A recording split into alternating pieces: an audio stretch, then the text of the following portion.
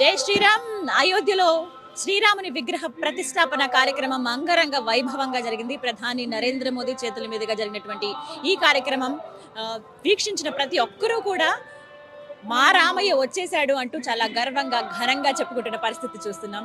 ఎంత సుందరంగా ఉన్నాయంటే అయోధ్య వీధులంతా కూడా రాముడు వచ్చాక కళ వచ్చిందనే చెప్పుకోవాలి. నిన్నటి వరకు ఒక ఎత్తు, రాముడు వచ్చిన తర్వాత విగ్రహ ప్రతిష్టాపన జరిగిన తర్వాత ఇంకొక ఎత్తు అని చెప్తున్నారు. ప్రతి ఒక్కరిలో ఒక సంతోష భావం కనిపిస్తోంది, ప్రతి ఒక్కరి కళ్ళల్లో ఆనందం కనిపిస్తోంది.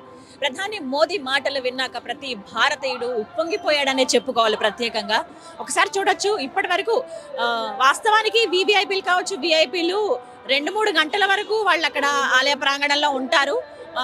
మహా అయితే పోను ఇంకొక గంట ఎక్స్ట్రా ఉంటారేమో అని అనుకున్నారు. కానీ ఎవరు కూడా స్వామివారిని చూసి వెళ్ళలేకపోయారనే చెప్పుకోవాలి. ఇంకా దర్శనం మరొకసారి వారి దర్శనం వివిఐపీలు అయితే. సో ఇప్పటి వరకు కూడా సాయంత్రం వస్తుంది, దగ్గర 6 గంటల టైం అవుతుంది. ఇప్పటికీ ఇంకా కొంతమంది ఆలయ ప్రాంగణంలోనే ఉన్నారు, కొంతమంది ఇప్పుడిప్పుడే వెళ్తున్నారు, వెహికల్స్ వెళ్ళడం చూస్తున్నాము. మరోవైపు భక్తులు కూడా ఎంత ఉత్సాహంగా ఉన్నారంటే రేపు ఉదయం నుంచి, సరే ఇవాళ అయితే మాకు దర్శనం కలగకపోవచ్చు, లైవ్ ద్వారా మేము వీక్షించాము నరేంద్ర మోదీ గారు ప్రతిష్టాపన చేయడం అనేది. కానీ ఇప్పుడు అంటే రేపు ఉదయం నుంచి మాకు అవకాశం దక్కబోతుందన్న ఆనందంలో కనబడుతున్నారు ప్రతి ఒక్కరు కూడా. రేపటి నుంచి స్వామివారి ఉచిత దర్శనం అనే చెప్పుకోవాలి. ఎలాంటి రుసుము చెల్లించాల్సిన అవసరం లేదు, ఎలాంటి డబ్బులు కూడా కట్టాల్సిన అవసరం లేదు. అండ్ ప్రతి ఒక్కటి కూడా ఆలయ ప్రాంగణంలో ఉన్న ప్రతి ఒక్కటి కూడా ఫ్రీ సర్వీస్ అని చెప్పి రాస్తున్న పరిస్థితి చూస్తాం. లాకర్స్ అంటే దూర ప్రాంతాల నుంచి ఎవరైతే వస్తారో వాళ్ళు వాళ్ళ సామాన్లు భద్రపరచుకోవడానికి ఫ్రీ లాకర్స్ అరేంజ్ చేశారు, ఫ్రీ టాయిలెట్స్ ఉన్నాయి.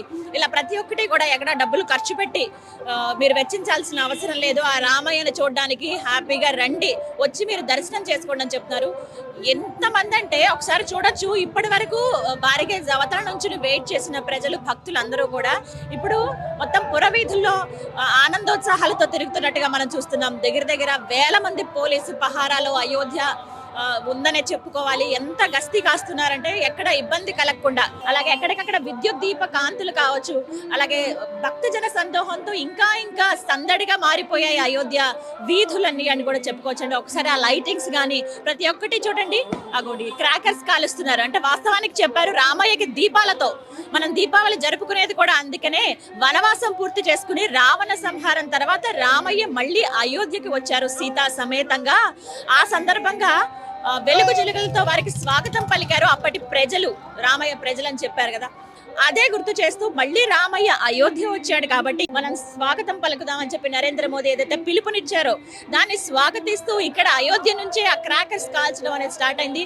మేబీ దేశం అంతటా కూడా ఇదే విధంగా సెలబ్రేట్ చేసుకుంటున్నారని ఖచ్చితంగా చెప్పగలం. ఎందుకంటే ఇంట్లో ఉన్నవారైతే ఒక 5 దీపాలు వెలిగించారు, రామయ్యకి స్వాగతం పలికారు. ఇక మిగతా వాళ్ళు ఇంకా ఎక్కువ ఉత్సాహంగా ఉన్న వాళ్ళు క్రాకర్స్ ను పేలుస్తూ తమ సంతోషాన్ని వ్యక్తం చేస్తూ ఉన్నారు. మొత్తం మీద అయోధ్య వీధులన్నీ ప్రతిష్టాపన జరిగిన తర్వాత ఇంకా సందడిగా మారిపోయాయి అనే చెప్పుకోవాలి. చాలా సంతోషంలో ఉన్నారు భక్తజన సందోహం అంతా కూడా. వివిఐపీలు ఎవరైతే ఉన్నారో ఒక్కొక్కరుగా వెళ్ళిపోతున్న పరిస్థితి.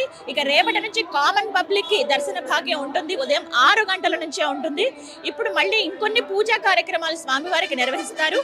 అవి కంప్లీట్ అయిన తర్వాత స్వామివారికి పల్లకి సేవ కూడా ఉంటుంది. అది కూడా పూర్తయిన తర్వాత స్వామివారు శయనించే టైం అనమాట. ఇక ఇప్పటి నుంచి స్వామివారు మనకి దర్శనమిస్తూ మన కోరికలను తీరుస్తూ మనల్ని కరుణిస్తూ ఉంటారు. అలాగే ప్రతి ఒక్కటి ఏ విధంగా అయితే జరుగుతాయో ఆలయాల్లో, వైష్ణవ ఆలయాల్లో అదే సాంప్రదాయం ప్రకారంగా ఇక్కడ ఆలయంలో కూడా జరుగుతాయి.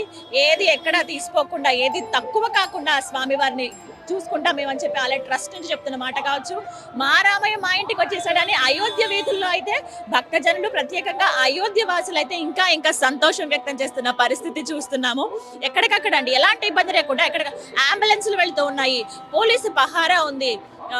చిన్న ప్రాబ్లం వచ్చినా ఫ్రీగా ఇక్కడ అన్నదానం చేసే వాళ్ళు ఉన్నారు, అలాగే మంచినీళ్ళు ఎప్పటికప్పుడు అందించే వాళ్ళు ఉన్నారు. ఎక్కడ భక్తులకైతే ఇబ్బంది కలగలేదు. అయితే ప్రస్తుతం ఇవాళ వచ్చిన వివిఐపీలు కాబట్టి ఇలా మనం చూసాము. రేపటి రోజున మరి పరిస్థితి ఎలా ఉంటుంది, ఇంకెంత కంట్రోల్ చేయాలి, సేఫ్టీ లాకర్స్ ఎక్కడెక్కడ అరేంజ్ చేశారు, దూర ప్రాంతాల నుంచి వచ్చే వాళ్ళకు కూడా తగిన ఏర్పాట్లు కూడా జరిగాయని తెలుస్తోంది. చూద్దాము. మొత్తం మీద ఎప్పుడెప్పుడు ఆ రామయ్య ఆలయాల్లో కొలువు తీరుతాడని అందరూ వెయిట్ చేశారు. ఆ ఘడియ మనం కళ్ళారా చూసాము, చాలా సంతోషించాము. ఇక ఆయన ఆలస్యం ఎప్పుడెప్పుడు దొరుకుతుందా అని మొత్తం భక్తులంతా కూడా పరుగులు పెడుతున్న పరిస్థితి. రేపు ఉదయం వరకు వెయిట్ చేసి హ్యాపీగా దర్శనం చేసుకుని మళ్ళీ ఎవరికి వాళ్ళు వెళ్ళొచ్చు. ఇక అందరూ ప్లాన్ చేసుకోవచ్చు, తీరిగ్గా మనం కూడా వద్దాం స్వామివారిని చూడడానికని. మరి ఆ మహద్భాగ్యం ఎప్పుడు కలుగుతుందని అందరూ వెయిట్ చేస్తూ ఉన్నారు. అందరికీ ఆ రాముడి దర్శనం కలగాలనే కోరుకుందాం. జై శ్రీ